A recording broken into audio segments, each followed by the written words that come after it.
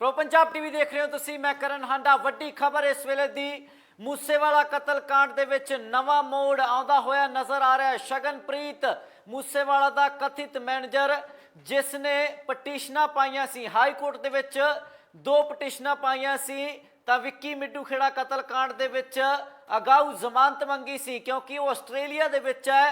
दोष लगे सी विक्की मिड्डू खेड़ा कतल दे विच उसदा हथ है जिस दे नाल कड़ी जुड़ के मूसेवाले दा कतल भी किया जाता है। गैंगस्टर गोल्डी बराड़ कहता कि उस कारण ही कतल किया गया, पर जिहड़ा की है हुण सुनवाई हुई है, हाई कोर्ट का फैसला आ गया। शगनप्रीत की अर्जी दे उत्ते हाई कोर्ट ने अगाऊ जमानत देण तो ना कर दी है। विक्की मिड्डू खेड़ा कतलकांड दे विच मूसेवाला दा कथित मैनेजर शगनप्रीत आस्ट्रेलिया तो भारत वापस आना चाहता सी, इच्छा जाहिर की सी कि वो इस सारी कार्रवाई दे विच सहायक भी होवेगा, पर अगाऊ जमानत मंगी सी कि वो आस्ट्रेलिया तो वापस आवे तो किते ना होवे कि एयरपोर्ट के उत्ते उसनूं हिरासत दे विच लिया जावे। हाई कोर्ट ने पटीशन ते सुनवाई करदिआं अगाऊ जमानत देण तो ना कर दित्ती है तो वड्डा झटका शगनप्रीत वास्ते मन्निया जा सकता है। कि इसका भाव है कि शगनप्रीत नूं विक्की मिड्डू खेड़ा कतलकांड दे नाल जोड़ के हुण पुलिस भी देख रही है। कोर्ट दे विच जो तत्थ पेश किए गए ने कि उन्हां दे हिसाब दे नाल इस कतलकांड दे विच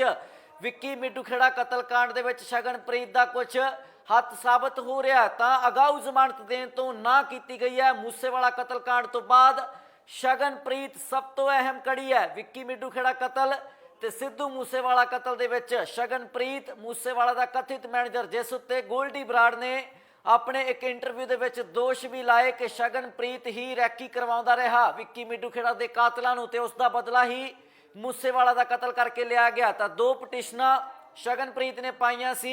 एक पटीशन दे विच अगाऊ जमानत की मंग की सी विक्की मिड्डू खेड़ा कतलकांड दे विच, एक च सुरक्षा मंगी सी कि उस ते भी किसी तरीके फायरिंग ना हो जाए। तो उसका वकील भी शगनप्रीत का वकील भी सामने आउंदा कहंदा सी कि कोई सबूत नहीं उसके खिलाफ, तां करके अगाऊ जमानत मंगी गई है। पर हाई कोर्ट वालों झटका दिता गया। हुणे हुणे वड्डा फैसला आया, शगनप्रीत नूं अगाऊ जमानत विक्की मिड्डू खेड़ा कतलकांड दे विच नहीं दित्ती गई, नाल दी नाल जिहड़ा की झटका दे दिता गया। पर अगली सुनवाई 4 जुलाई नूं अगली सुनवाई होवेगी, तां 4 जुलाई नूं अगली सुनवाई भी होवेगी। विक्की मिड्डू खेड़ा कतलकांड दे विच शगनप्रीत मूसेवाला दा कथित मैनेजर झटका दिता गया। हाई कोर्ट वालों फरमान आ गया, जमानत नहीं दिती गई है। अगाऊ जमानत की मंग की सी कि गिरफ्तारी होने तो पहला अगाऊ जमानत तो ना कर दी गई है, तो जिस तो बाद के हुण वड्डा झटका लगता होया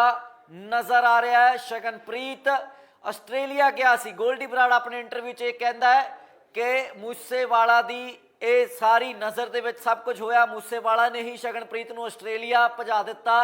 पर यह गल सिर्फ दोषां दी है, दोष लग रहे ने, तत्थ ते सच की पड़ताल होनी है, जांच का विषय है। उस तो पहला ही शगनप्रीत मूसेवाला कतलकांड तो बाद हुण आस्ट्रेलिया तो भारत मुड़न की इच्छा जाहिर कर रहा सी। उसके वकील वालों भी कल एक इंटरव्यू दे विच आख्या गया कि उसने तो आस्ट्रेलिया जान लग्या जाण दी ते वापसी की टिकट भी करवाई सी, वो तो कदे भगौड़ा होना नहीं सी चाहुंदा, ਤਾਂ मूसेवाला कतल तो डर के आस्ट्रेलिया दे विच लुकिया रहा। तो हुण वो जांच दे विच हिस्सा बनना चाहुंदा, जांच दे विच सहायता करना चाहुंदा पुलिस की। पर झटका हाई कोर्ट तो जरूर दिता गया। उसने 2 पटीशनां पाईयां गईयां सी शगनप्रीत दे वकील वालों, जिस दे विच एक पटीशन च विक्की मिड्डू खेड़ा कतल मामले च अगाऊ जमानत की मंग की गई सी, दूजी पटीशन च लॉरेंस बिश्नोई ते गोल्डी बराड़ ते 2 होर गैंगस्टर धड़ियां तो जाण दा खतरा दस के जिहड़ा की सुरक्षा की मंग भी की गई सी। तां उस सुरक्षा तक की मिलनी सी, अगाऊ जमानत का भी झटका दिता गया। हाई कोर्ट वालों अगाऊ जमानत देण तो ना कर दी गई है शगनप्रीत नूं। नाल दी नाल जिहड़ा की है 4 जुलाई नूं अगली सुनवाई की तरीक भी दिती गई है। तां इस मामले दे विच वड्डा खुलासा जिहड़ा की हो सकता है। सिद्धू मूसेवाला कतलकांड दे विच इस नूं एक नवां मोड़ मन्निया जा सकता है क्योंकि शगनप्रीत एक अहम कड़ी है। तो उसकी अर्जी के उत्ते सुनवाई करदिआं हाई कोर्ट ने झटका दिता है तो अगाऊ जमानत देण तो ना कर दी है, अगाऊ जमानत देण तो ना की गई है। तो लगातार जिहड़ा की है इस मामले दे विच हुण होर खुलासे हो सकते हैं। 4 जुलाई नूं होवेगी इस मामले दे विच अगली सुनवाई।